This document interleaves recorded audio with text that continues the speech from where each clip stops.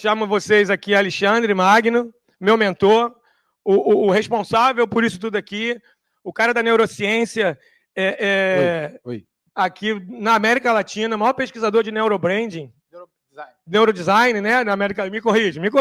Na América Latina, já publicou livro em vários idiomas. Com vocês aqui, a grande estrela Alexandre Magno. E eu preciso que você, exatamente, Oi, por gente. favor. Obrigado, mas não precisava de tanto, né, André? Pô, me sinto até acanhado. Primeiro que, assim, as publicações são publicações científicas, né, pessoal? Então, né? Só para, pô, o cara escritor, né? Best-seller, são publicações científicas, quase ninguém lê, só os malucos, igual a eu e os pesquisadores aí, né? Eu sempre trago as pesquisas, coloco o link para vocês. Quem quiser ler, quem tiver dúvida, quem quiser conversar sobre isso, eu estou à disposição, né? Mas é isso. Bom, pessoal, tendo em vista o que o André falou, né? Só para reiterar, o Alaor, né? Na sexta-feira eu tive com ele, a gente bateu a palestra, viu todos os esquemas, porque no último evento quem teve aqui, ele teve aqui com a gente presencialmente, ele falou do setor automotivo como um todo, né? E aí a gente pediu para que ele focasse mais em autopeça, mais em autocenter, né? E foi essa palestra preparada. Por uma infelicidade ele não vai poder estar com a gente, mas em compensação ele vai estar dentro da mentoria. Quem já é da mentoria já sabe como funciona, né? Quem não é da mentoria vai receber o link para esse dia estar na mentoria com a gente. Então eu pedi inclusive para o Alaor que ele fizesse só 1 hora de mentoria para que a gente tivesse mais 1 hora para conversar com ele.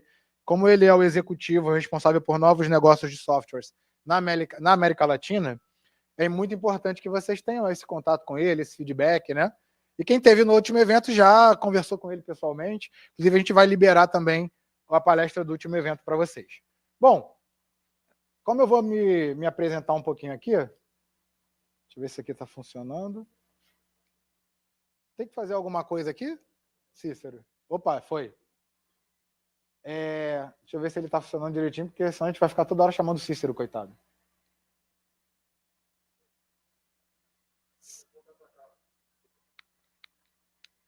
Cícero, tem macete aqui, Cícero? Luiz. Oi? Tu vai passando? Tá bom, então. Bom, pessoal, muita gente aqui já viu essa tela, eu vou passar por ela em 1 minuto. Basicamente, pessoal, falar bem rapidinho. Eu estou fazendo doutorado aqui na FRJ, meu mentor, não meu orientador no doutorado, mas meu mentor é Paulo de Oliveira Reis, ele é pesquisador do Laboratório de Lógica Fluida, é o orientador na faculdade, quase na metade do mestrado, e é quem eu vejo como mentor. Então, se o André fala que eu sou o mentor dele na área de neurociência, é o cara que é meu mentor na área acadêmica como um todo, está aqui. É uma grande honra para mim tê-lo vendo essa palestra. Bom, pessoal, fiz mestrado lá na ESPM de Economia Criativa e, basicamente, sou professor, né, também lá da ESPM do curso Analista em Neurobranding e do MBA de Marketing Estratégico com a matéria Neurociência e Pesquisa de Mercado. Além disso, sou professor do IBN Brasil, que é o Instituto Brasileiro de Neuromarketing e Neuroeconomia, da pós-graduação, sou da área de neurodesign, eu sou o responsável, e também do curso EAD, né? Sou CEO da DNA Hub e CEO da Neurosciences, que eu espero em breve estar largando esse cargo de CEO da Neurosciences, está ficando só como pesquisador, porque a Melina, né, que é minha sócia, está ali em cima, depois vai falar com vocês, né? Futuramente ela quem manda, essa que é a verdade, né? Eu só sou o cara que pesquisa, está ali atrás da cadeira. Já foi lá? Obrigado, Cícero. E agora com o NBB, né, pessoal? A minha escola de NeuroPDV, né, que não é um PDV, mas é um ambiente, minha escola de experiência, foi o mercado offshore, né? Eu entrei no mercado offshore como estagiário, saí como auxiliar de engenharia, e a minha função, né, dentro do Estaleiro Aliança, que é do Grupo CBO, da Companhia Brasileira de Offshore, era fazer os móveis internamente. E eu era da equipe de acabamento, então a gente recebia o navio todo nas anteparas, né, todo naquele ferro, com as anteparas, que são aquelas estruturas iniciais de parede, piso, e a gente entrava e fazia todo o acabamento do navio. A minha área era dos móveis especificamente, e os móveis não podiam ser bonitos, né? Não é que ele não podia ser bonito, o objetivo não era ser bonito, o objetivo era realmente que ele fosse seguro. Então, esses cantos aqui todos são arredondados, com uma borda de borracha desse tamanho, que o navio vira e o cara não podia, né, bater numa ponta e se machucar. Os móveis todos presos, inclusive as cadeiras presas na mesa, né? Para que, de repente, a mesma coisa não acontecesse, esbarros, enfim, né? Tem uma série de requisitos e restrições um ambiente de navio, principalmente offshore, né? Só que o mais interessante é que logo nos primeiros meses eu tive reunião com psicólogos para escolher cores de cortina, escolher laminado. Gente, para mim aquilo ali não tinha... Eu vim do desenho industrial, nunca tinha ouvido falar sobre nem psicologia da cor, sei que tinha um livro já na época rolando, mas nunca tinha ouvido falar. E foi isso que me despertou. Eu falei, nossa, que interessante, né? Como eu tenho TDAH e só descobri aos 32 anos, eu já era meio maluquinho na época, e eu falava assim, cara, eu tenho uma coisa diferente, e quando eu descobri, fui diagnosticado aos 32, eu descobri qual era o meu problema, né? E aí eu aprendi a lidar com o meu cérebro. Em 8 anos, fiz mestrado, doutorado, me tornei o maior pesquisador na minha área específica de estudo da América Latina, e isso, para mim, foi uma consequência de entender como o meu cérebro funcionava. Então, eu acho que a gente entender como o nosso cérebro funciona é importantíssimo. Principalmente porque nas pesquisas que eu publiquei, muitas delas, uma das coisas em comum que eu vejo é o seguinte: a gente não sabe exatamente o que a gente pensa. Ou a gente pensa uma coisa e não sabe falar o que a gente pensa. Vocês sabiam disso? Vocês sabiam que vocês são assim? Pois é. A gente tem como provar cientificamente. A Raquel foi minha aluna no IBN, esteve no evento do Rio de Janeiro e sabe, né, um pouquinho sobre esse mundo, né, esse envezamento, né, como é que as pessoas vão direcionando a nossa psique. Não é que o cara vai fazer um estímulo e você vai apertar um gatilho, tomei uma decisão. Mas você vai induzindo algumas tomadas de decisão através de estímulos visuais, sonoros, gráficos e por aí vai. Bom, essas são algumas das pesquisas. Lá no nosso site, gente, tem link para todas elas, então quem quiser dar uma olhada, vai lá, o link está aberto. Ali, Alexandre, a Springer, que é a da Suíça e da França, fechou o link, de vez em quando isso acontece. Me avisa que eu mando o PDF para vocês, inclusive em português. Então, quem tiver interesse, é só chegar lá. Bom, pessoal, hoje a gente vai assentar o nosso trabalho com foco no PDV, né? Então, é uma análise de experiência, de ambiente.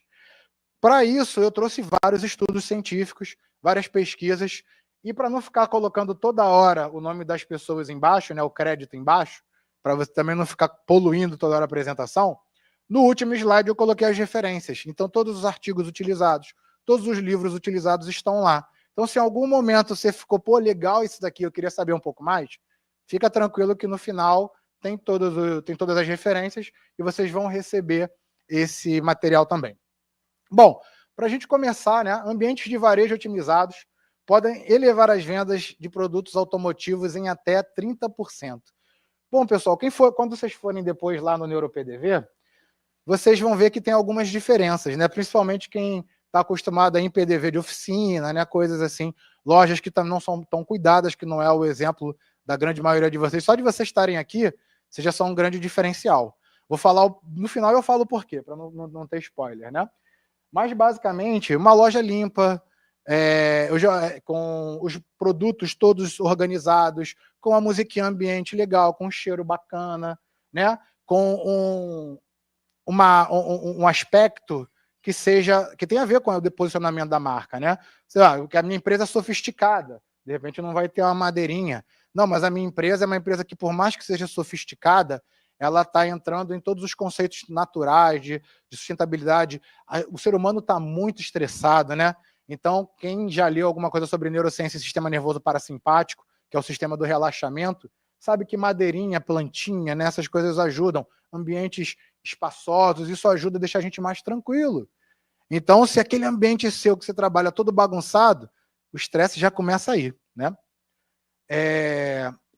Outra coisa, 90% da tomada de decisão é subconsciente, já dizia Freud, lá atrás, sem equipamento de neurociência sofisticado. E aí depois, Leon Zurawik veio falar que 95% das decisões de compra são feitas pelo subconsciente. A gente vai encontrar aí um monte de estudos dizendo que mais ou menos 80% das nossas decisões são subconscientes. Já já eu vou explicar por quê. Mas antes eu vou mostrar aqui a teoria do iceberg de Freud, né? Onde ele diz que na consciência a gente tem ali basicamente alguns dos nossos pensamentos e as nossas percepções. Na pré-consciência, a gente teria a nossa memória e o nosso conhecimento, né? E na inconsciência, a gente teria nossos instintos, nossos medos, nosso ego, né? Então a gente teria todas essas questões. Freud ainda depois divide entre ego, id e a persona, né? Então a gente vai dividindo isso. Mais tarde, daqui a pouco, nessa apresentação mesmo, eu vou explicar um pouco melhor isso, né? Só para a gente manter o fio. 90% da decisão de compra de veículos são baseadas em emoções e em lógica. Isso aqui eu fiz questão de manter, né, quem falou, para que vocês possam depois procurar essa informação também. Então, pessoal, basicamente o que a doutora Kitty Yaron falou aqui foi o que Freud já falou, foi o que o outro pesquisador falou anteriormente. Ela só fez uma pesquisa para o setor automotivo, né? Mas entendem, né, que 90% da nossa decisão é subconsciente, e aí eu vou explicar o porquê.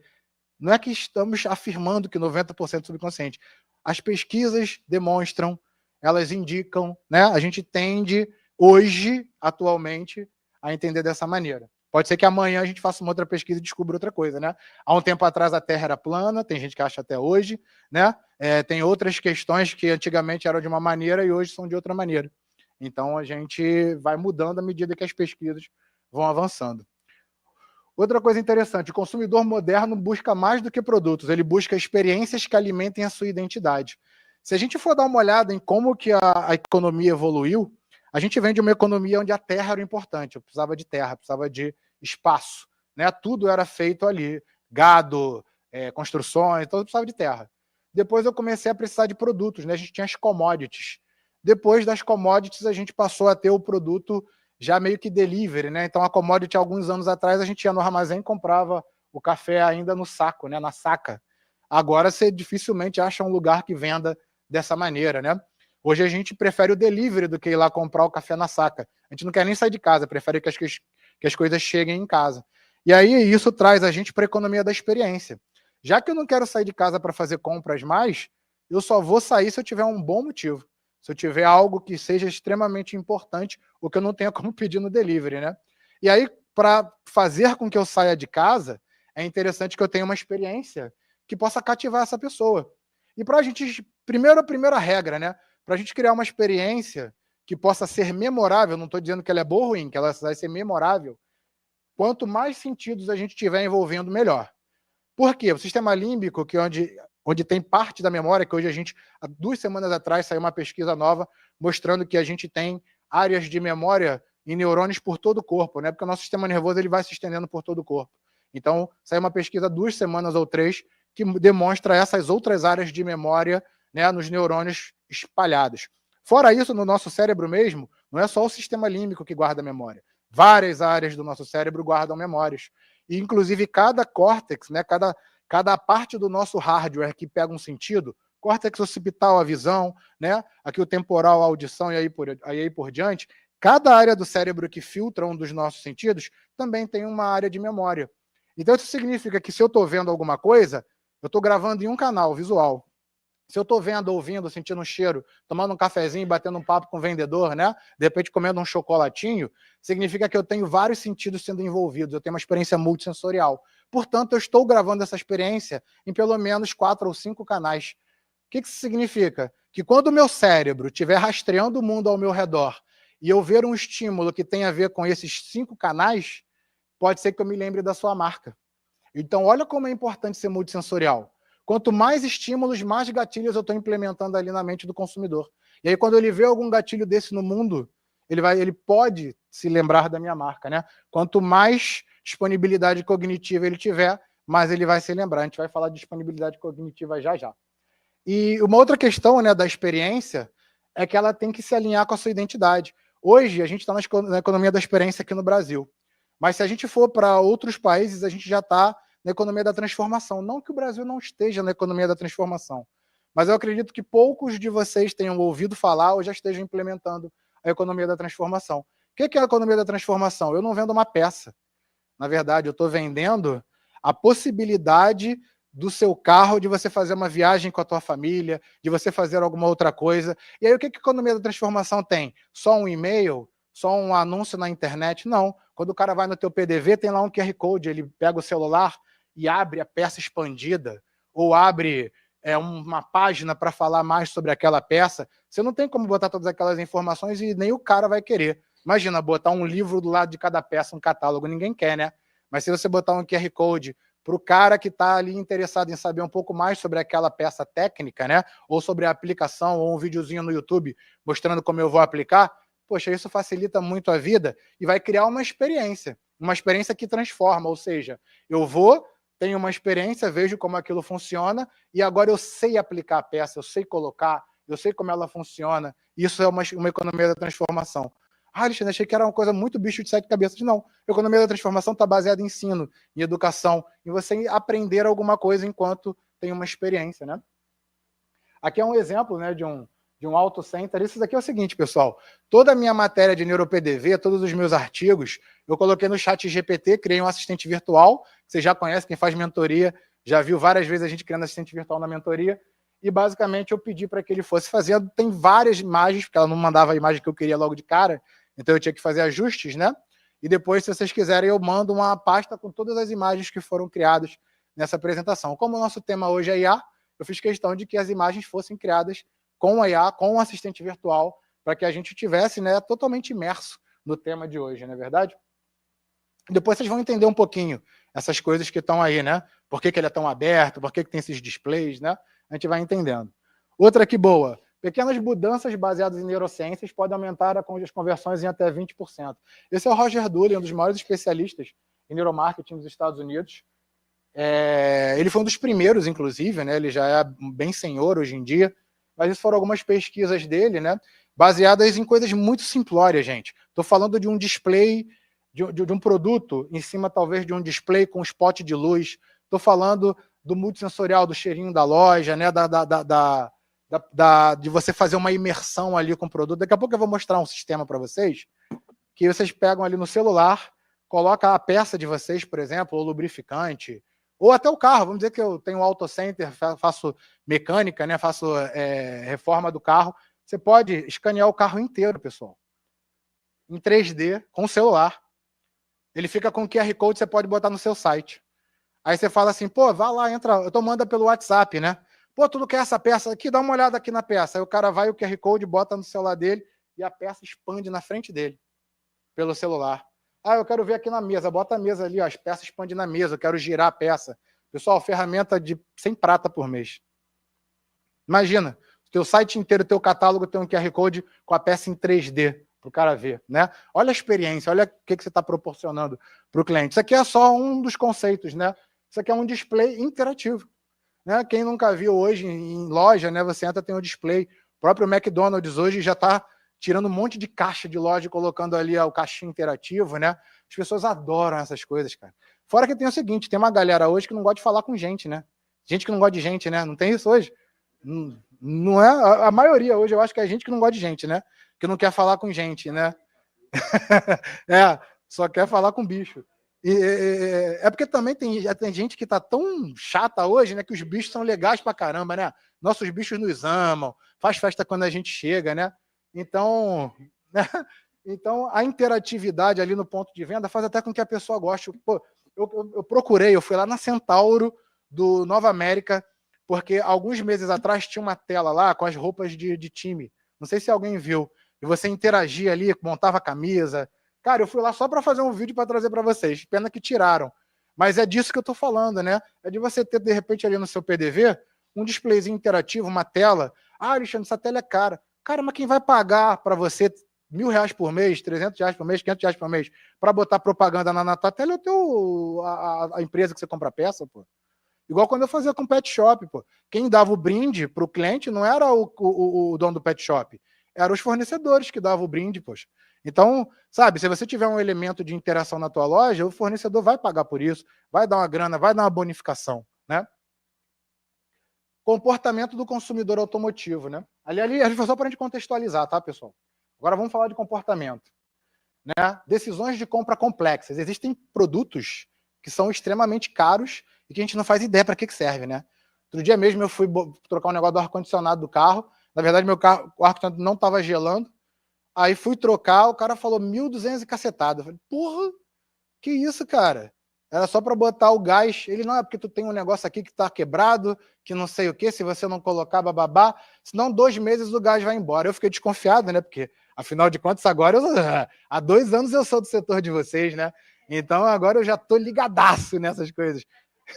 E aí virei pro cara e falei, bota só o gás. Cara, daqui a 2 meses teu gás vai acabar. Isso tem 2 anos. O gás tá maravilhoso, gelando, que é uma beleza, né? Então, a gente às vezes não entende e a gente sabe que é uma compra complexa, é uma compra de alto valor, é uma compra que às vezes você nem quer.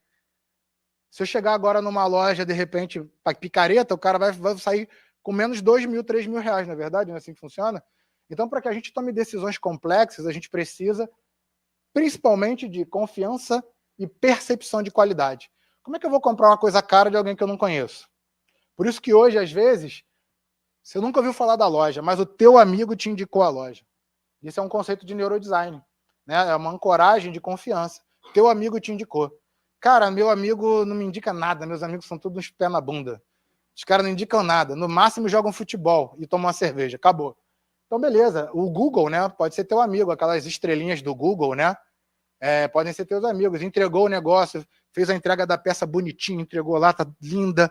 Oi, você pode me avaliar no Google? De repente, bota um QR Code já direto pro Google, pro cara avaliar na hora, gente, porque se passou o tempo, já era. Dia seguinte, o cara já comprou de outra pessoa, né?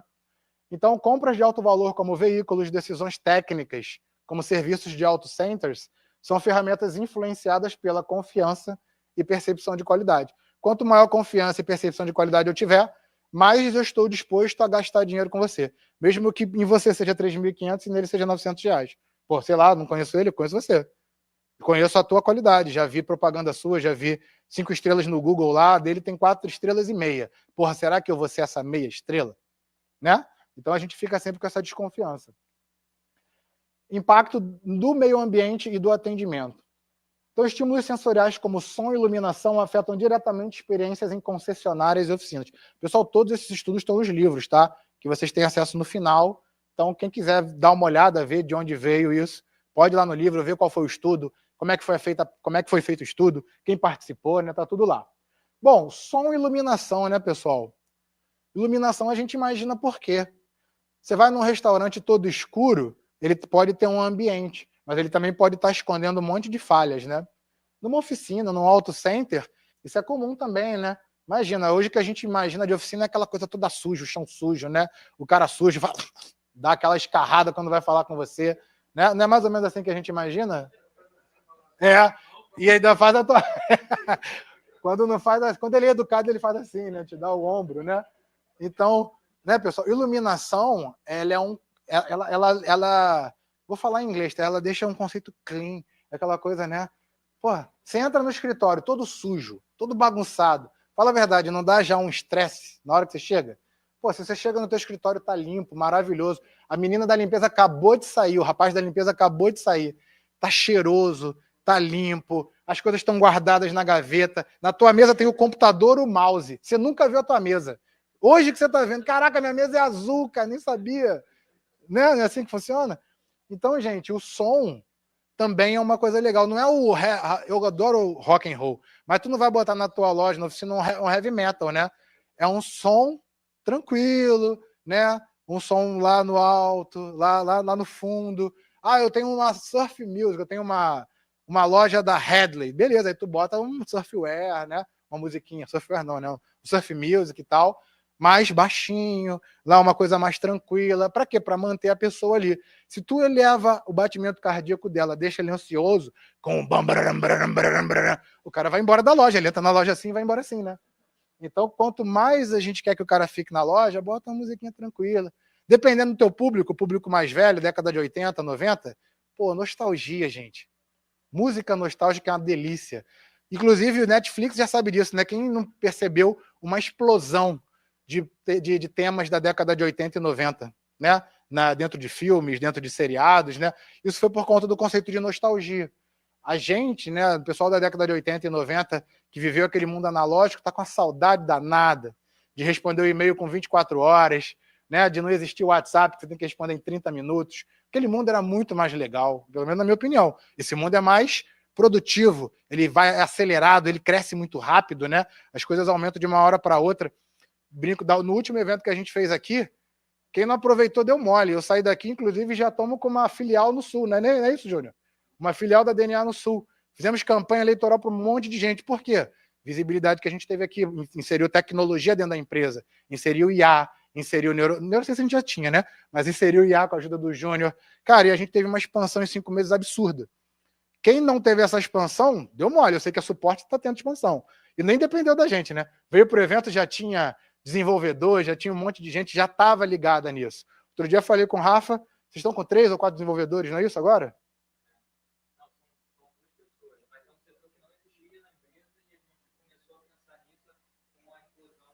Da IA, né? E tá dando certo? Vocês estão gostando disso?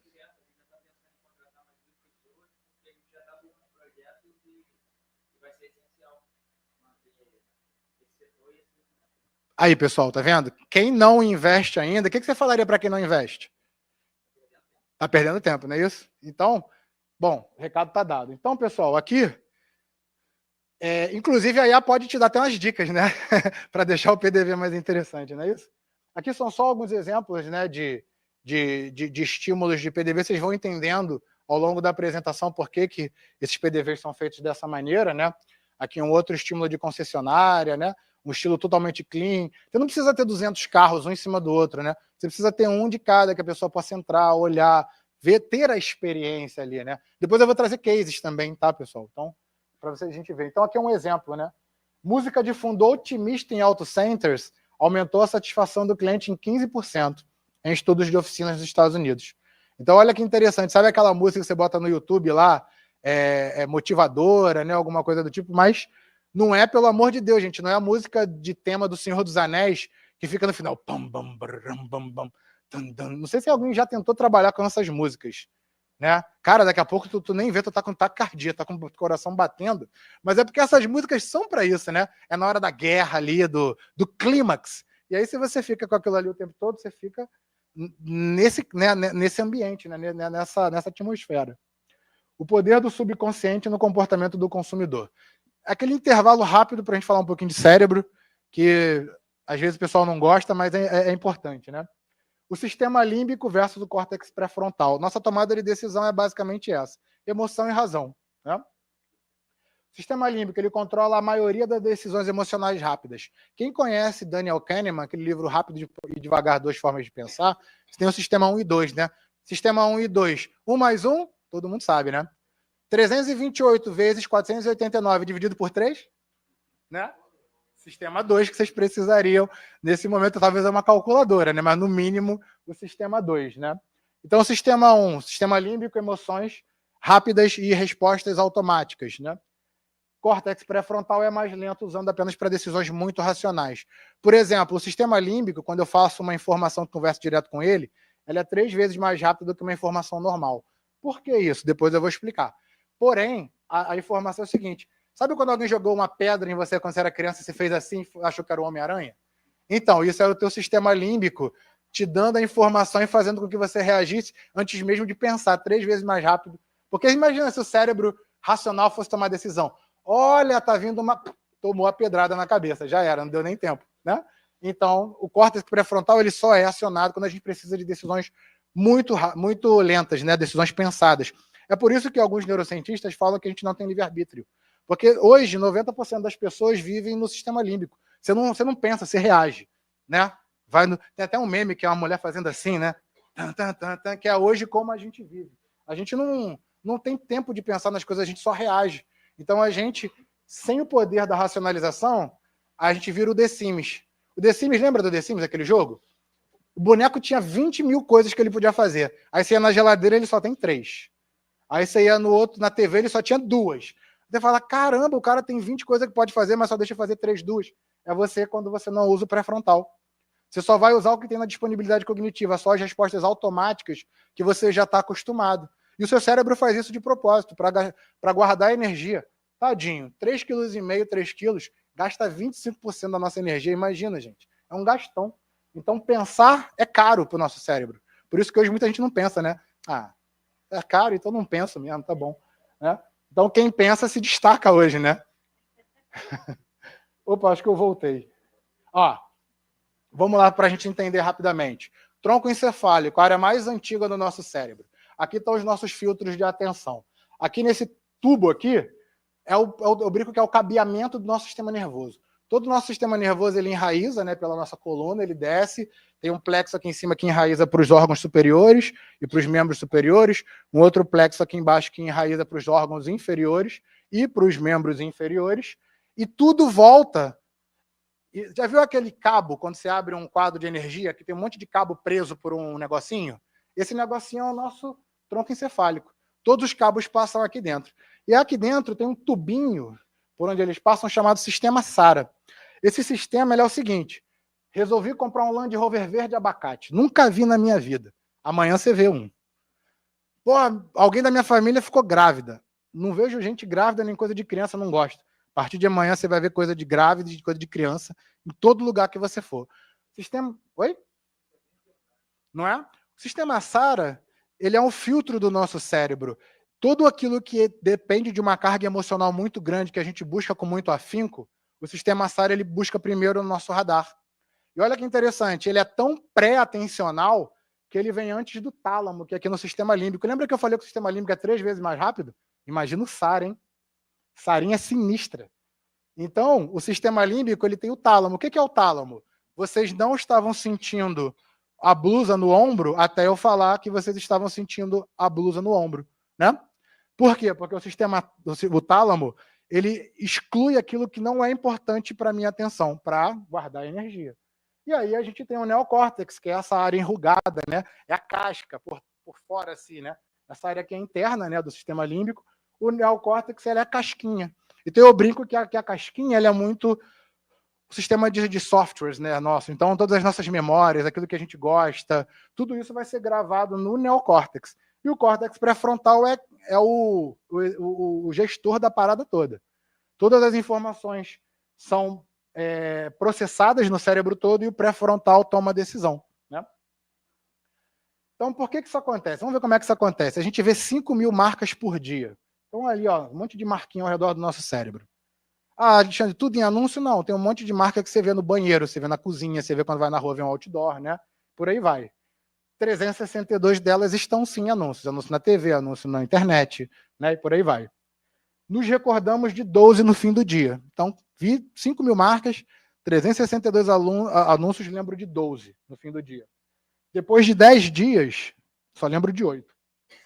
Olha como que a gente vai esquecendo, né? Mas também, né? Tanto anúncio, tanta marca, né? No cérebro nem precisa de tudo isso, né? Por que isso acontece, pessoal? A gente recebe 11 terabytes de informação por segundo do ambiente. Só que a gente só tem consciência de 40 bytes. Uma conversa leva 30. Se eu estiver conversando com 2 pessoas ao mesmo tempo, já era. Meu cérebro precisaria de 60 bytes, ele só tem 40. Por isso que você, né? Bota 2 pessoas para falar contigo, tu consegue pegar um pouquinho daqui, um pouquinho dali, e depois sai um baita de um telefone sem fio, porque você não tinha capacidade de processamento. Igual o teu computador, quando você tenta abrir 1 milhão de abas ao mesmo tempo, né? Ou consegue usar com otimização, né? Sabe? É tipo, não tá cabendo, né? Igual tá botando os negócios na caixa, não tá cabendo. Aí vem outra pessoa e bota 3 vezes mais, né? De repente pode ser uma otimização. O cérebro feminino, realmente eu fico impressionado, porque eu não consigo fazer metade das coisas na metade do tempo, mas tem que ser uma de cada vez, na ordem, né? Tem que ser tudo direitinho. Outra coisa, chamar a atenção, emocionar ou usar o efeito de exposição é o que a gente precisa fazer. Para quê? Para garantir que os elementos mais importantes da mensagem sejam lembrados. Eu gosto muito de citar política, não é porque eu quero que ninguém vote, ninguém não. É porque eu brinco que a política é o produto mais difícil de vender. Você vende um produto que ninguém quer e que é obrigado a comprar naquele dia. Olha que chato. Então, quando a gente faz campanha política, esse ano, por exemplo, a gente quebrou 4 recordes. Júnior, que está aqui, né, nos chamou para fazer a campanha de Araucária. Quem era Gustavo em Araucária, Júnior? E agora ele é quem? Prefeito da cidade. Fuad, 5º lugar, pegamos ele. Primeiro, ganhou. Eduardo Paes, ganhou em todas as zonas eleitorais. Né? Oi? A culpa não é minha. A gente brinca assim, todas essas campanhas não tiveram a DNA e nem a Neurosciences como baliza principal ou pilar principal. Mas todas elas têm uma coisa só em comum, a DNA. O Eduardo nunca ganhou em todas as zonas. Gustavo saiu de 8% para vitória contra 89% da concorrência. Fuad estava em 5º lugar. Flávio Vale, vereador do Rio, mais novo vereador, e nunca o subprefeito tinha entrado como vereador. Então são 4 recordes. Fuad, inclusive, é um dos 10 maiores recordes de viradas do Brasil. Então, o que isso tem em comum? Só uma coisa: disponibilidade cognitiva. A gente sabe exatamente como fazer com que a pessoa se lembre do storytelling ao longo do final da campanha. Comprar ou não é com ela. Votar ou não é com ela. O importante é que ela se lembre da história daquele candidato, ou da história da sua marca, ou da história da sua empresa. Se ele se lembrar dessa história, se ele se lembrar das suas objeções, como você quebra, como você sana os desejos dele, ele pode até escolher comprar do concorrente, mas ele conhece a sua marca. Vinho sabe disso. Vinho vende vinho de R$50 e vinho de R$2.000. Quem compra o vinho de R$2.000 é o cara que conhece o terroir, ele sabe daquela uva, sabe o porquê aquele vinho é R$2.000. O cara que compra vinho de R$50 não compra amanhã o vinho de R$2.000, né? Ele precisa de um processo de amadurecimento de consumo. Ele precisa ter confiança, ele precisa entender por que ele vai gastar R$2.000 naquela garrafa de vinho. A cerveja entendeu isso. Quem imaginou há 20 anos atrás que ia pagar R$30, R$40 numa garrafinha de cerveja hoje, hein? Pagava R$2, não é isso? R$1. Lá, ia no carnaval, era 3 cervejas por R$5 no latão ainda, né? Hoje tu vai pegar uma cerveja R$20, R$30. Por quê? Porque hoje tem as artesanais. As artesanais entenderam isso. Entenderam que eu tenho que entender, porque essa cerveja tem um negocinho de cítrico, de laranja, tem isso, tem aquilo. E aí eu começo a entender aquele produto, começo a valorizar mais ele. Aí eu estou disposto a pagar mais caro por ele, né? Então, alguns mercados já entenderam isso, e agora a política entendeu isso também, né? Pelo menos a gente entendeu, não sei o resto. Então, chamar a atenção, emocionar, né? Chamar a atenção, por exemplo, aí vão ter várias questões. Contraste é a melhor maneira de chamar a atenção. Se eu apago a luz e boto uma luz aqui da lanterna no meio, todo mundo olha para a luz da lanterna.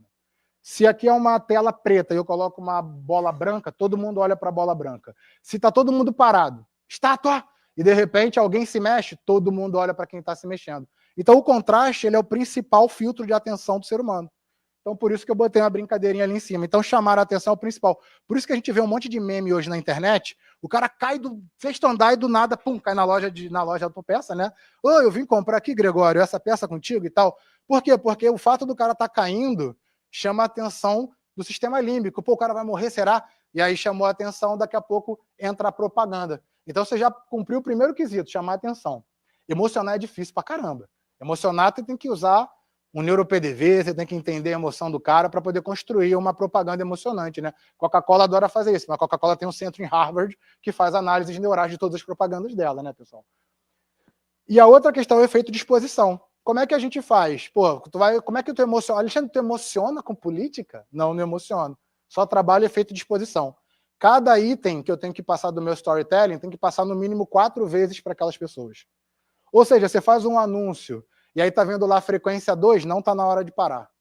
Tá vendo lá a frequência 3, não tá na hora de parar. Frequência 4, aí você pode começar a pensar em parar. Porque se chegar a frequência 7, gera dissonância cognitiva.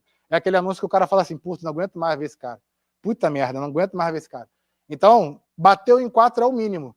Por isso que às vezes o cara fala assim, pô, mas eu só tenho 3 criativos pro mês todo. Dependendo do teu público e da tua verba, é mais do que o suficiente. Já tem R$1.500 por mês para botar de investimento de rede social. Qual o teu público? Rio de Janeiro inteiro? Cara, é insuficiente. Talvez 3 bairros você consiga, né? Mas ficar em primeiro lugar em 3 bairros é mais importante do que ficar em último no Rio de Janeiro todo, né? Ou na segunda página que ninguém vê. Essa aqui foi só um parêntese. Para que a gente precisa do efeito de exposição, aparecer 4 vezes? Para garantir que a mensagem seja lembrada. Se eu tenho storytelling com 40 mensagens, cada mensagem tem que passar 4 vezes. Quando terminar o storytelling, aí você vai ver o poder do que vai acontecer. Normalmente, quando acontece o final do storytelling, é o dia da eleição lá. E aí a gente vê o nosso sucesso na urna.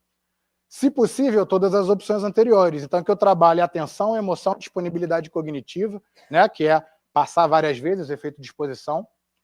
Por isso, precisamos deixar os elementos que sejam favoráveis à marca com grande disponibilidade cognitiva, né? Por isso que eu falo que a gente não precisa ter 50 anúncios rodando de uma vez, um monte de coisa rodando de uma vez, é um por vez, cara. É o suficiente.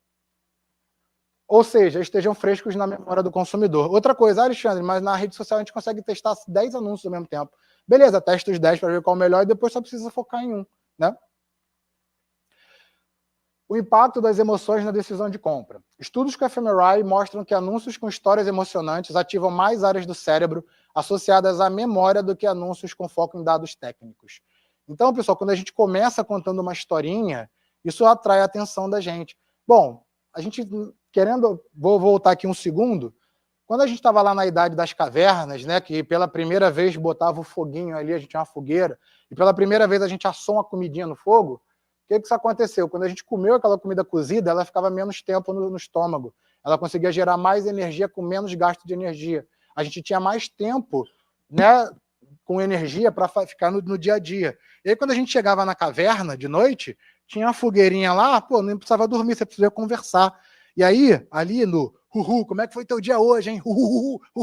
Aquilo ali começa a se tornar uma linguagem, né? Aí o cara às vezes não consegue explicar, o cara não tá entendendo, que burro, né? Aí o cara vai e desenha, né? Então a gente começa a ter as pinturas rupestres. E os caras eram nômades, então eles saíam de um lugar e iam para o outro, e aí quando chegava outro nômade ali naquela caverna, aqui tem bisão, aqui tem aquela planta, era newsletter, né, da época.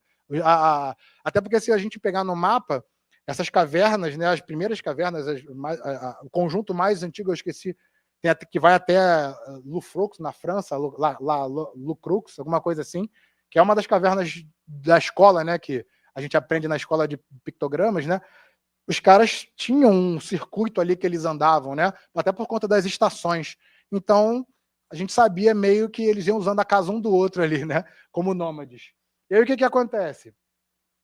A gente evoluiu contando histórias, né? Então é muito natural que as histórias chamem a atenção da gente. Agora, dado técnico tem que jogar fora? Não, né? Obviamente. Dados técnicos, eles são protagonistas quando o tema é quebra de objeção. Vou comprar de você. Quer ver? Ih, ó, caiu aqui. Acho que não vou comprar de você, não. Por que você decidiu não comprar? Porque você teve alguma objeção. Em algum momento, você falou assim, pô, esse cara aqui, não quero comprar dele, não. Você teve uma objeção. E aí, dados técnicos ajudam muito, mostrando que o seu produto é melhor, mostrando, né, um monte de coisa. Fica com ele aqui na mão, tá de boa. Produtos que evocam emoções fortes têm 30% mais probabilidade de serem comprados, né? Então, quando a gente evoca uma emoção, a probabilidade de comprar aumenta muito. Como é que a gente pode evocar uma emoção? Você pode deixar chamar o cara até atenção por algum problema. Quem já viu minhas mentorias, viu uns materiais que a gente fez para plano de saúde, que tinha lá o pessoal no corredor, tudo sujo, e estava assim, esse é o seu plano? Né? Por quê? Porque a gente estava falando com o sistema límbico. Era uma emoção boa? Não, era uma emoção ruim, mas foi a que gerou mais call to actions, né? Então, quem entrar na mentoria e quiser ver essa aula, tem essa aula lá. Estudos de caso do setor automotivo. Vamos começar com a Volkswagen. A experiência de compra multissensorial. Qual era o problema que a Volkswagen estava tendo? Baixa taxa de engajamento em showrooms tradicionais. E aí, o que eles fizeram? O uso de tecnologias imersivas como realidade virtual para permitir que os clientes dirijam o carro virtual antes da compra, né? Então, uma possibilidade é você ter uma experiência com a tua marca de forma virtual. E a outra solução que eles trouxeram foi a implementação de iluminação ambiente para criar um clima emocional positivo no showroom, né? E as lojas que adotaram isso aumentaram 18% as vendas no showroom.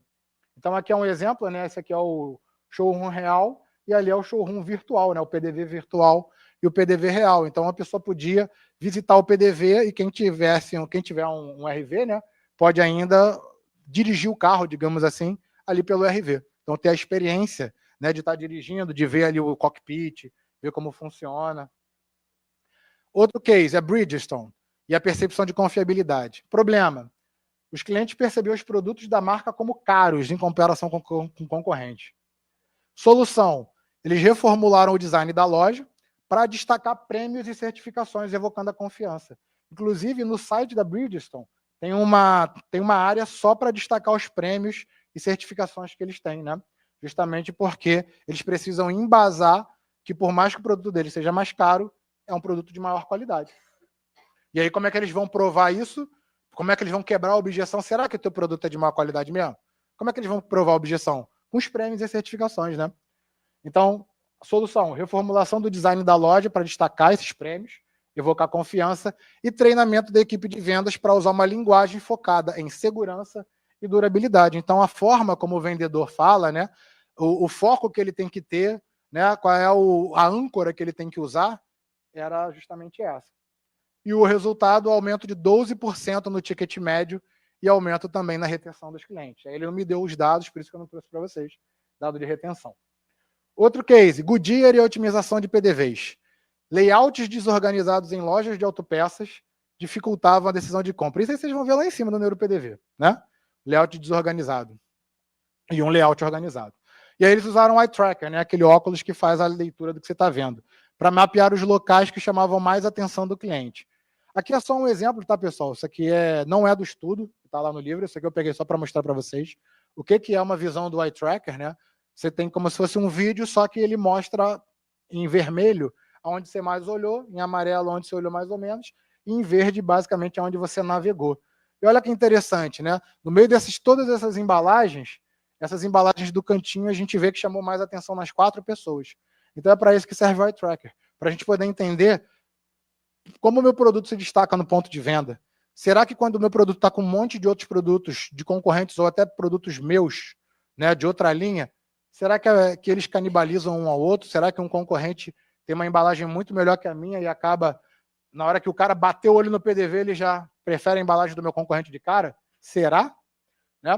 E a solução usada foi o eye tracker para mapear os lugares que mais chamavam a atenção do cliente.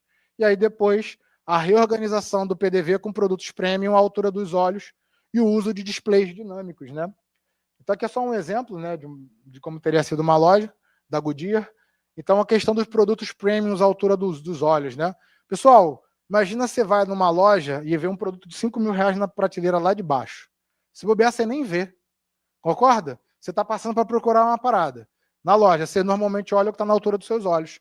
Então, os produtos premium na altura dos olhos, eles são bons por 2 coisas. Primeiro, que é mais fácil de ver. Então, né, se eu estou na pressa que todo mundo está hoje, é mais fácil de eu ver um produto que está à altura dos meus olhos. Segundo, que é muito mais fácil de eu colocar um monte de coisas dinâmicas ali. Botar um spot de luz é mais fácil do que botar um spot de luz no último produto da prateleira, até porque talvez ninguém nem veja, né? Então, destacar os produtos em cima é mais fácil. E você botar um display dinâmico tem que ficar na altura dos olhos, realmente, das pessoas, né? Então, essa área aqui é a área nobre, né, do ponto de venda. Alexandre, no livro da Disney, todos os livros que falam do case Disney, eles dizem que o Walt Disney andava na Disney numa cadeira de rodas para poder ver o parque na percepção da criança. Ele fez um parque para criança. Então, isso já não é de hoje, né? Não, é um conceito... Tá aí no mercado um conceito há muito tempo, mas a gente não teima em não usar. Um conceito que, assim, não é você se colocar no lugar do cliente. É você, na verdade, olhar pela perspectiva do cliente. Porque você se coloca no lugar do cliente, mas com o teu conhecimento. Então, você já vai envezado. Quando você se coloca no lugar do cliente, mas vê a perspectiva do cliente, por que eu quero esse produto? Por que eu quero que seja rápido? Por que eu quero isso? Por que eu quero aquilo? Você começa a tirar o teu envezado, né? Tipo, por que eu quero que você compre o produto de mim? Não posso olhar com esse olhar, por que eu quero que você compre o produto. Eu tenho que olhar com o porquê que você quer esse produto. Aí eu consigo gerar soluções, né, mais eficientes. Sim, e para finalizar rapidinho aqui, quem tem filho, muita gente aqui tem, sabe? Os produtos nos supermercados estão sempre na prateleira de baixo. Porque se botar produto para criança na prateleira de cima, não vai vender. Ela e aí pega, bota, né, tudo na prateleira de baixo. A criança pega tudo. É tão simples, a vida ensina o tempo todo, né? E aquele negócio, né? Teu filho pegou um brinquedo, foi para cima de você, você brigou com ele, né? Enfim, né? A criança tem os seus métodos de persuasão neurocientíficos, né? Chorar, né? Enfim. E o resultado, né? No caso aqui da Breeders, oh, meu Deus, esqueci até o nome da Goodyear. Foi a venda de produtos prêmios crescerem em 25% nos primeiros 6 meses. Gente, coisa simples que eu falei, né? Produto premium, né? Na altura dos olhos, luzinha, né, um ambientezinho bacana, um destaque, um display, só isso, nada demais. Aí outras observações que eu trouxe, né, porque eu fiz 6 cases, mas sabe como é que funciona a apresentação, né? Quem já leu o livro do TED Talk sabe, você faz a apresentação, vê que ela tá gigante, você tem que cortar metade. Aí você corta metade e chora. Aí depois que você chora o suficiente, você corta a outra metade para ela caber no tempo, né? Então, primeira coisa, depois eu tenho a apresentação completa para vocês, com 6 cases, com mais um monte de coisa que não deu tempo de colocar nessa. E aí, para nessa não ficar sem totalmente os outros cases, eu trouxe alguns OBS que eu achei importante, tá? Estudos apontam que 4 opções por produto é o ideal. Mais do que isso, o cliente precisa de auxílio cognitivo, como um top 3, um selo, né, de premiação, um selo de autoridade. Alexandre, o produto que eu estou vendendo não tem selo, faz o teu da Altese. Top 1 Altese, sei lá, qualquer coisa do tipo. Para quê? Para enaltecer, porque o que acontece? Tudo bem, pessoal, essa pesquisa foi feita com geleia, tá? Não foi feita com autopeça. Mas é a pesquisa que a gente usa na neurociência para tudo, né? Para justificar isso. Eram 16 geleias de uma marca e os caras foram testando quantas disponíveis o cliente comprava mais. E com 4 opções diferentes foi a que o cliente comprou mais. Por quê? Porque o cara não ficava em dúvida. Tinha algumas opções, então ele não ficava muito em dúvida, né? E aí, como é que a gente conseguia fazer para poder melhorar? Dava um auxílio cognitivo, né? Vou auxiliar o cérebro dessa pessoa a pensar. Por exemplo, um top 3, eu já faço ele pensar mais fácil, né? Já sabe quem é o melhor, quem é o pior. Por exemplo, eu dei uma consultoria há um tempo atrás para uma empresa de tipo o Mundo Verde, né? Mas era uma loja de uma pessoa, né? Uma pessoa montou a loja dela de produto natural. E foco em emagrecimento. Só que tinha muito marombeiro que ia, então tinha tanto coisa de emagrecer quanto coisa de ganhar peso. E aí ele falou: o que eu posso fazer para vender mais produto de emagrecer? As pessoas vêm aqui para isso, vêm, mas elas ficam horas procurando produto, muito produto, e aí vai desistindo. Aí a gente fez imprimiu no recorte eletrônico, quem tem gráfico aqui sabe como é que é, baratinho, né? Bolinha de recorte eletrônico, amarela, verde e vermelha. Verde, produto de emagrecimento, emagrece muito pouca caloria, e vermelho, produto com muita caloria. Só de tu entrar na loja, você já sabe o que você quer, né? Qual produto, onde estão os produtos que você quer. Então você está ajudando o cérebro a pensar, né? Nesse caso aqui, o top 3, ou alguma coisa, ajuda o cérebro a pensar. Também fiz uma consultoria para empresa de Energic Sport Center, coisa de esporte, e na prateleira dele a gente colocou em cima, depois quem quiser me pede que eu mando 3D para vocês. A gente colocou em cima da prateleira um espaço para o patrocinador, né? Então o patrocinador que quisesse, ele podia ocupar uma prateleira inteira. Fundinho de vidro, para parecer que tem mais coisa, né? Enfim. Outra questão, produtos baratos podem ser organizados da forma que possamos coletar. Então aquele produto que é muita miudeza, baratinho, o display ajuda, né, gente? Mas se não tiver um display, essa questão de coletar. Por exemplo, uma das teorias que a gente tem sobre o momento em que os símios, né, levantaram é justamente na hora de você catar, e o fato de se levantar e andar em 2 pernas fazia com que você conseguisse levar mais coisa. Aí tem no livro Biology, né, tem uma foto que é muito maneira, que é de um macaquinho baixando e pegando as coisas, e as frutinhas, né? E depois do outro macaquinho cheio de sacola de compra de supermercado, né? Simulando que a gente não mudou muito, assim, né? A gente vai no supermercado, a Alemanha, eles fizeram um supermercado muito interessante. Você não tinha nenhum produto. Na área de café da manhã, tinha uma mesa com todos os produtos de café da manhã. Você pegava, na época não tinha o smartphone ainda como é hoje. Então você tinha como se fosse o primeiro smartphone, iPad, né? Sei lá qual era o nome daquela coisa. Qual era o nome daquilo, gente? Tipo smartphone, Palm Top. Palm Top. Você pegava o Palm Top e ia escaneando os negócios e depois chegava no final do mercado, você tinha seus produtos lá. Olha que interessante, você entrava num showroom de comida. Você não precisava catar nada. Deu errado. Não deu certo. As pessoas querem escolher o produto. A gente volta lá para a idade das cavernas, para a época de caçador-coletor, né? Então, coletar é muito importante, é muito legal para a gente olhar, ver se está legal. Então, se eu tenho um produto baratinho, que é muito, taca assim, ó, que é justamente para o cara ver que é muito, que é para ele pegar muito, sabe? É muita coisa. O cara não compra 3 parafusos, né? Já vende logo um saquinho com 20 parafusos pro cara. Muito melhor, né? Produtos técnicos devem ter um assistente, como um QR Code para explicações detalhadas. Então, você tem um produto super técnico lá no ponto de venda, tem os seus vendedores, e hoje a gente sabe muito bem que, como eu falei, tem gente que não gosta de gente. Então, para a gente que não gosta de gente, você pode ter um QR Code ali para o cara ter informações técnicas do produto. Vocês vão ver lá no NeuroPDV, a gente colocou, cara, na plaquinha do lado do produto. Você olha o produto, vai lá no QR Code, abre o site, ou, como eu falei, abre aquele sistema, né, que vê o produto em 3D. Pô, muito legal. Estratégias usadas nos estudos de caso, né? Então, que estratégias esses caras usaram para poder ter esses aumentos todos que a gente falou, 20%, 15%, né? de aumento de vendas? Primeiro, personalização do treinamento, né? Treine as equipes para criarem conexões emocionais focando em segurança e confiança.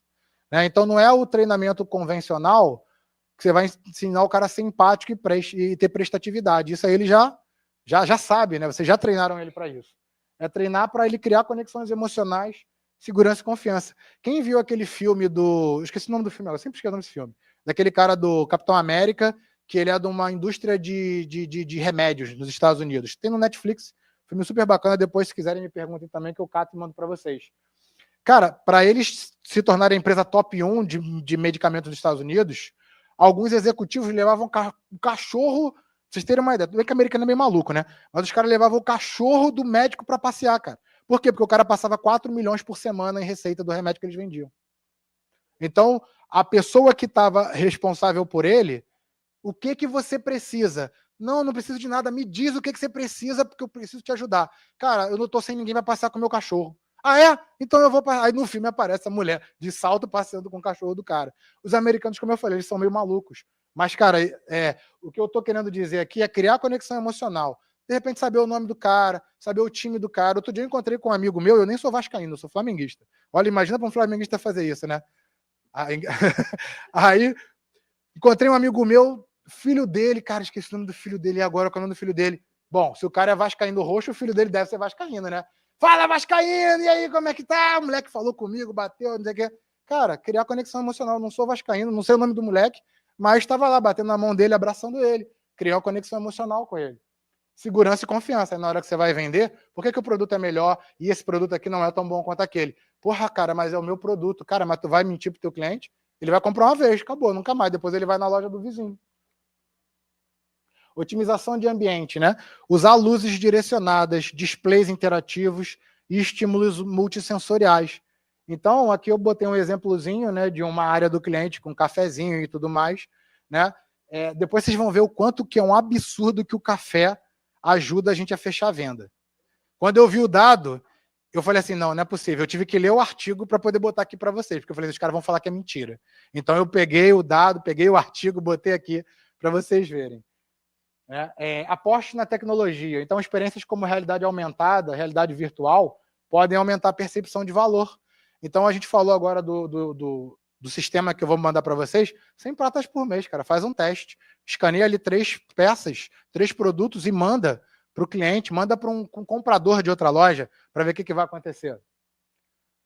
Aqui é o exemplo, tá vendo? A realidade virtual, pessoal. Tech One tem, não é, Romário? Tem realidade virtual, então já está no conceito, né? Aqui, ó, AR Code. Aqui, essa bolsa aqui, pessoal, que está aqui na tela, ela é 100% digital. O cara está vendo ela assim através do celular. Na verdade, o que ele fez foi escanear o QR Code no site. Aí a bolsa aparece ali. E aí, se eu miro meu celular numa mesa, ela fica em cima da mesa. Bonitinha. E aqui, o site com experiência imersiva. Realidade virtual, preciso do equipamento. AR Code, preciso ter o software. Site com experiência imersiva, basicamente você bota ali, pode até botar um vídeo do sistema virtual, né? Igual vocês têm, Romário. O cara pode ter um vídeo ali, o cara entrar no site e fazer uma visita virtual, ou até aquela visita virtual que você vai clicando, né, e vai andando, igual no Google Maps. Você tem todas essas possibilidades. Reforçar a confiança com dados. Então, prêmios, certificações comparativas de desempenho criam uma percepção positiva, né? Então, eu botei aqui um exemplo. Pode ter um lugarzinho lá na loja, principalmente atrás do balcão ali com os prêmios, né, e tal. Então, estratégias práticas de conexão com o consumidor, né? Primeiro, história tem 22 vezes mais chances de serem lembradas do que fatos sozinhos. Então, por isso que eu falei do storytelling que a gente monta, né, com pelo menos 20 conteúdos, porque você vai contando uma historinha. Então, quem viu 4 vezes o conteúdo 1 recebe o conteúdo 2, viu 4 vezes dá o conteúdo 3. E no final da brincadeira, você tem uma pessoa que conhece a tua marca de cabo a rabo. Provavelmente, se ela chegou no 20º conteúdo, ela já comprou de você, ela já é seu cliente, né?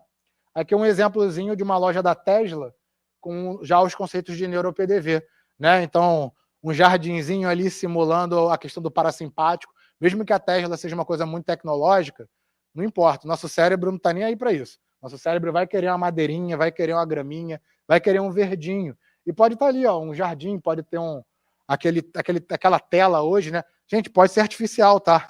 Nosso cérebro, por enquanto, ainda não liga para isso. Talvez mais para frente ele ligue, né? Outras questões aqui bobas, né? Bobas que eu quero dizer porque tem que ser testado para cada caso. Azul, confiança e segurança. Vermelho, urgência e excitação. Então, botei um exemplozinho ali de azul, né, com os dados técnicos, e ali na imagem chamando para o vermelho. Isso aqui são resultados que a gente fez de análise de 3 marcas. Uma marca de criança, uma marca do setor financeiro e a outra marca de streaming, com cores, né? Então, o vermelho, por exemplo, ele deu mais atenção, foco e engajamento. O azul, nessas marcas, deu mais motivação e engajamento, né? O verde deu estresse, motivação e interesse. Então, obviamente, aqui foi para essas marcas. Se vocês quiserem fazer para vocês, é legal ter um estudo da marca de vocês, da aplicação de vocês. Porém, tem um livro também chamado Psicologia das Cores, que é genericão, né? Mas são 30 pesquisadores que estão ali. Então, se vocês quiserem dar uma olhada, a Psicologia das Cores é um livro legal para dar uma olhada sobre isso. Ancoragem de preço, né? Então, mostrar primeiro produtos caros, né? Facilitam para quando você chega no final ter produtos baratos, só no supermercado que não. Supermercado, quando você começa com produto... Desculpa. Supermercado, quando você começa com produtos baratos, o cara chega no final e não quer pagar o caro. Quando você ancora com um produto caro, a pessoa e você chega num produto barato, é mais fácil dela comprar. Eu botei aqui um exemplo de um carro, né? Uma Ferrari com um carrinho pequenininho vendendo ali do outro lado. Mas, por exemplo, no dropshipping, quem já ouviu falar de dropshipping, que é o seguinte, você tem um site de venda, mas você não tem um produto. Você revende tudo de alguém da China, de alguém dos Estados Unidos, enfim. Né? O cara, inclusive, entrega para você, só precisa fazer propaganda. Uma coisa muito comum em site de dropshipping é o cara ter um produto, tipo assim, o PS5. Custa 5 mil, só que você vai vender no teu dropshipping, você recebe por 3, para você botar 4 mil ali, ou então você recebe 3,5 para você botar 4,5, 5. Tem muita gente que no dropshipping faz o seguinte, beleza, eu não vou conseguir vender por 5 porque tem 1 milhão de concorrentes que são melhores do que eu que vendem PlayStation 5. Então o que eu faço? Eu boto o PlayStation 5 por 3,5. Pô, Alexandre, mas tu não vai ganhar R$1? Tá, mas o cara só vai pagar o PlayStation 5 por 3,5 se ele comprar 5 jogos. E aí o que acontece? O jogo tá no valor de 200 pratas, que normalmente é 180. E aí o que tu faz? Tu faz o cara gastar no jogo, porque tu na verdade está querendo vender o jogo. Tu não quer vender o PlayStation. O PlayStation é só ancoragem. É só pro cara falar assim, vou comprar da tua loja e não do outro. Às vezes você acabou de abrir teu dropshipping, qual o diferencial que você tem? Nenhum. Nem tá aparecendo no Google ainda, se bobear. Então tem muita gente que faz isso. Pega um produto caro, coloca e obriga e bota o produto mais baratinho, que é complemento dele, para você comprar. Né? Dropship, isso. Por isso que às vezes você vê um produto hiper mega barato e você fala, uau! É porque o cara quer que tu compre 2, 3 produtos, na verdade, né? Preço e percepção de valor. Um estudo da Brain Influence revelou que consumidores estavam mais dispostos a pagar 20% por um view quando o preço inicial sugerido era mais alto, né? Então, por exemplo, pode ser um depor, né? Ou então um desconto ali por tempo limitado.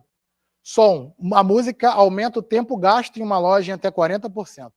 E a gente sabe, né? Quem trabalha com site, qual é o maior desafio que tem? É deixar o cara no site mais tempo, né? E a mesma coisa na loja. Quanto mais tempo o cara ficar na loja, mais a possibilidade de ele comprar. Aí um ambiente agradável e calmo, né? Madeirinha, plantinha, ambiente que você consegue ver tudo, né? Não é aquela coisa que você tem, a imagem está toda quebrada o tempo todo. Os materiais, não precisa estar tudo entulhado na gôndola, pode ser 1 ou 2 ali, materiais que o cara vai pegar bastante, beleza. Mas, pô, o cara não vai pegar uma roda de liga leve a cada minuto. Pô, tu não precisa ter um monte de roda de liga leve. Precisa ter uma num display com uma luzinha, até porque é um produto caro, né? Você vai destacar ele de alguma maneira. Cheiro, aromas agradáveis como baunilha aumentam a venda em até 10%. Ah, Alexandre, quer dizer que eu vou botar uma baunilha ali a cada 100 pessoas que entram na minha loja que compram vai estar 110? Não, isso aqui são estudos, são tendências, mas o que eu digo é o seguinte, igual eu falo pro pessoal do gatilho mental. Ah, tu não gosta de gatilho mental, não é que eu não gosto. É porque o pessoal fala que gatilho mental parece que eu vou dar um tiro e o cara pegou ali, né, e funcionou. Não é bem assim que funciona. Mas, se você fizer uma comunicação, eu não sei nada de marketing, Alexandre, se você fizer uma comunicação sem gatilho mental e com gatilho mental, você vai ver que com gatilho mental vai ser melhor.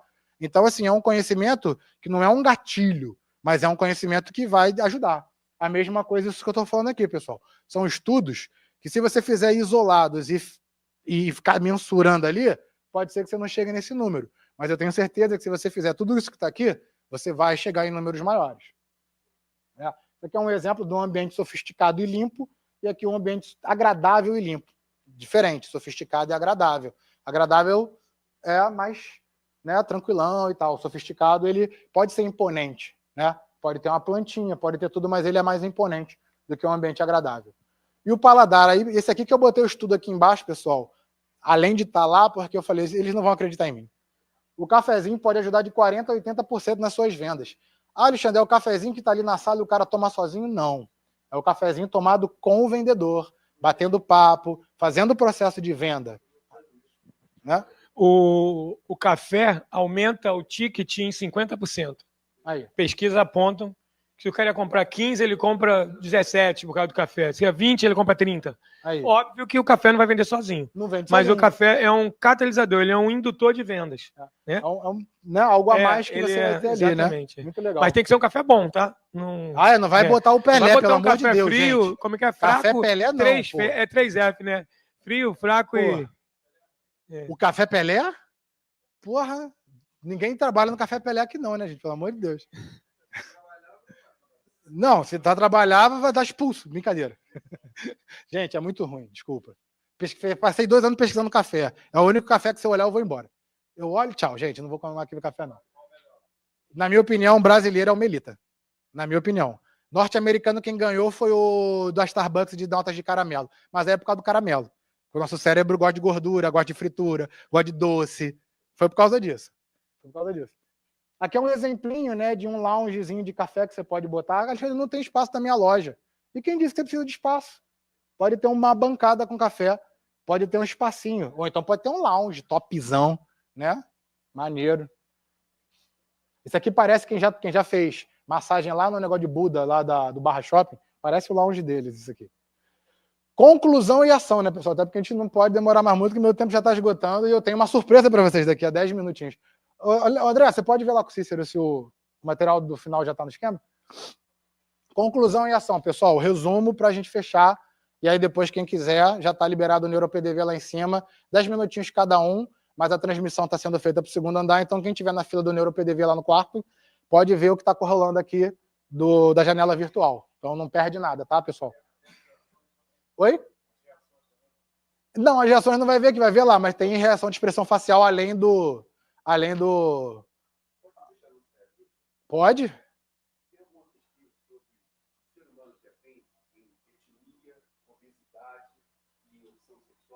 Cara, eu não tenho acesso à pesquisa desse nível, né? Mas eu acredito que tem alguma coisa assim, porque há uma semana atrás saiu uma pesquisa sobre etnia, que foi sobre o quanto que o ser humano é racista. Olha que loucura. Eles colocaram uma mão branca e uma mão negra, e aí, de acordo com aquela mão, você tinha que fazer uma ação que ia ser prejudicial. Quando as pessoas brancas, elas prejudicavam mais as mãos negras, né? E as pessoas negras prejudicavam mais as mãos brancas. E aí foi colocado mão roxa. Pô, mão roxa, ninguém tem mão roxa, né?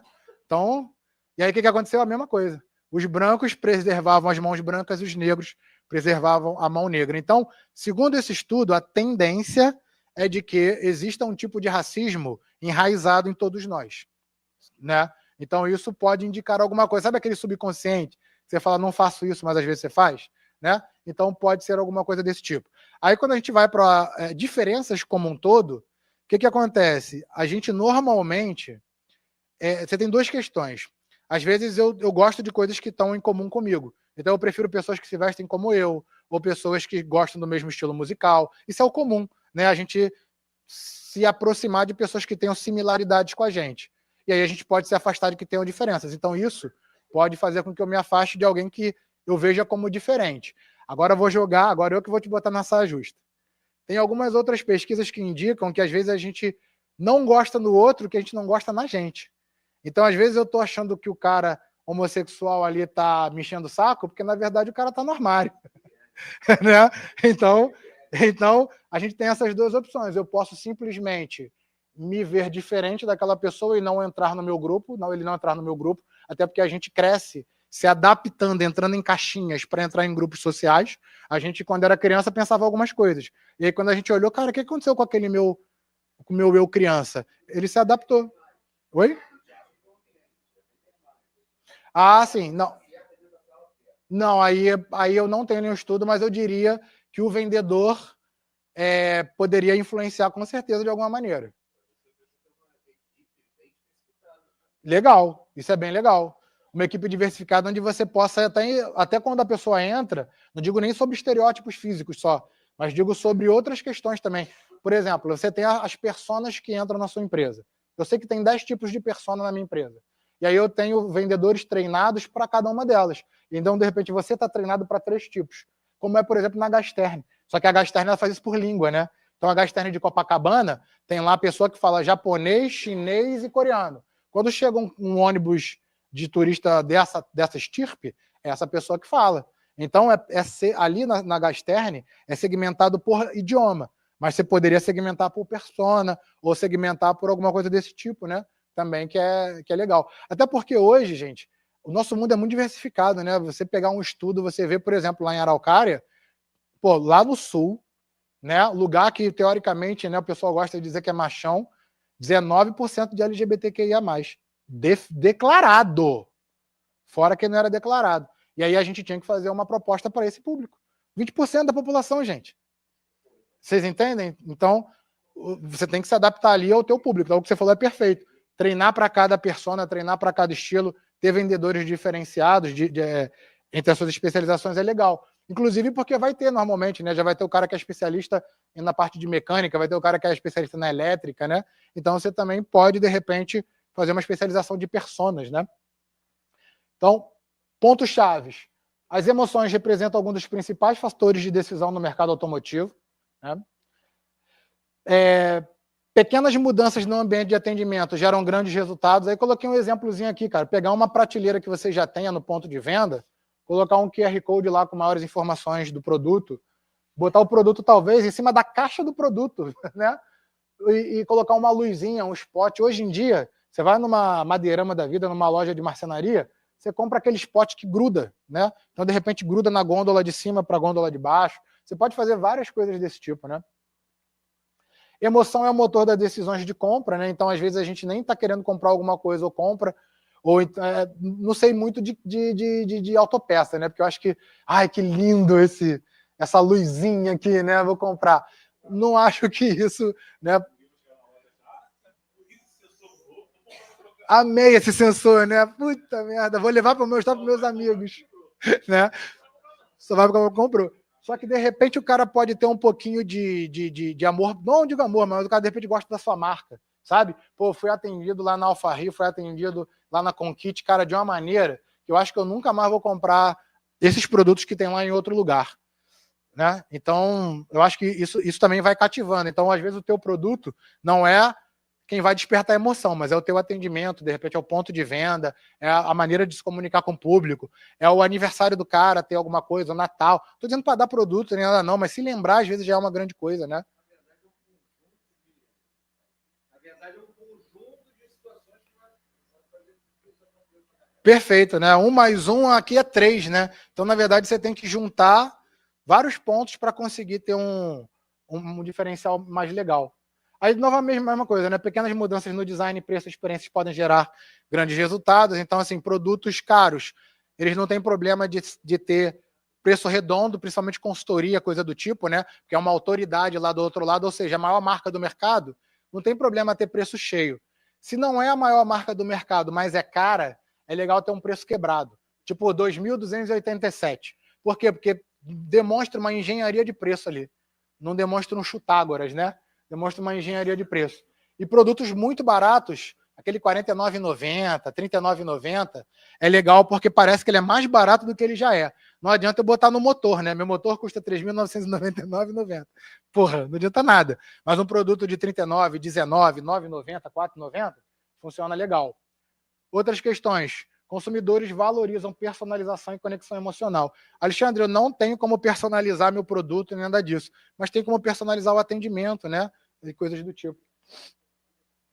Ação, pessoal, para a gente poder sair daqui e imaginar assim, cara, o que eu posso usar aqui que o Alexandre falou para nos próximos 6 meses ter um aumento de percentual e, de repente, já virar um case lá no próximo evento do NeuroPDV, né?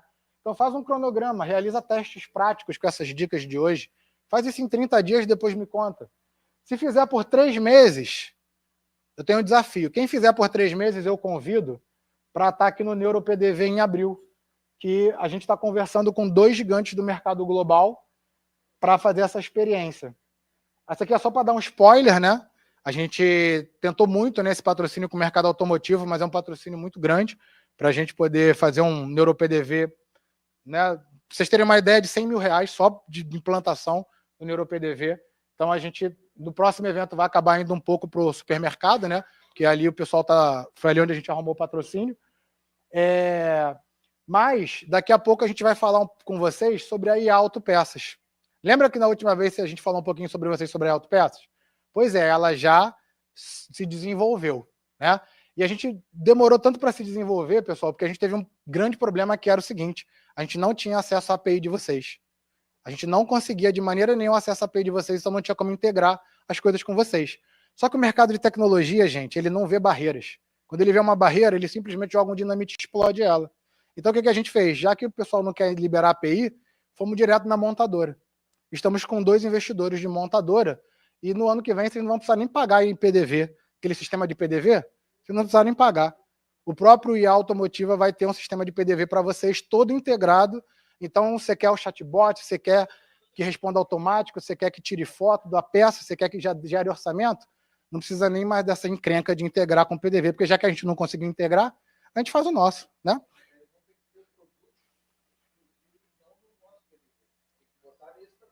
Então, vai ser um white label, vocês vão poder usar ele como quiserem.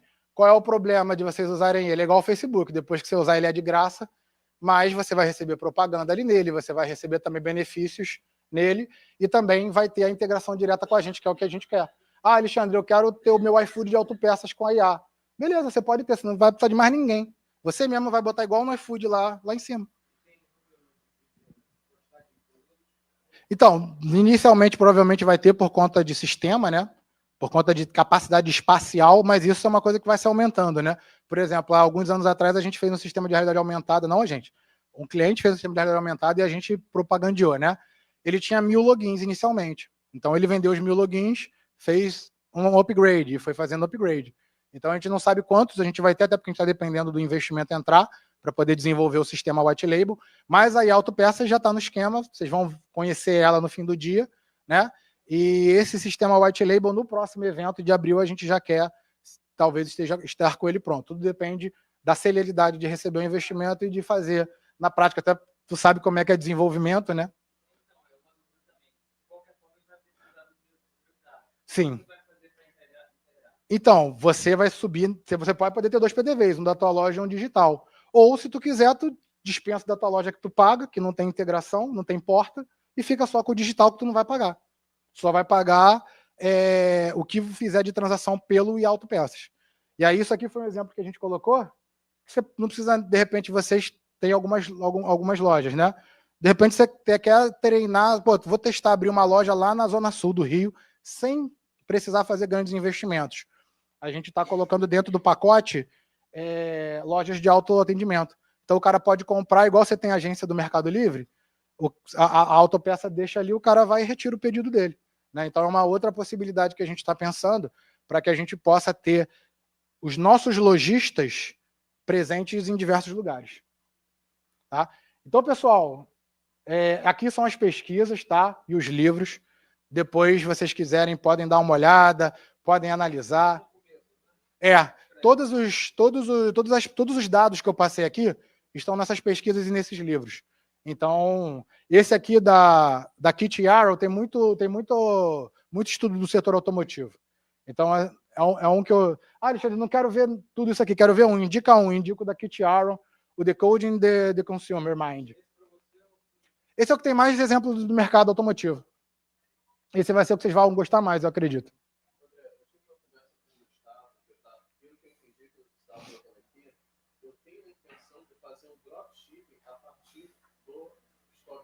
Legal.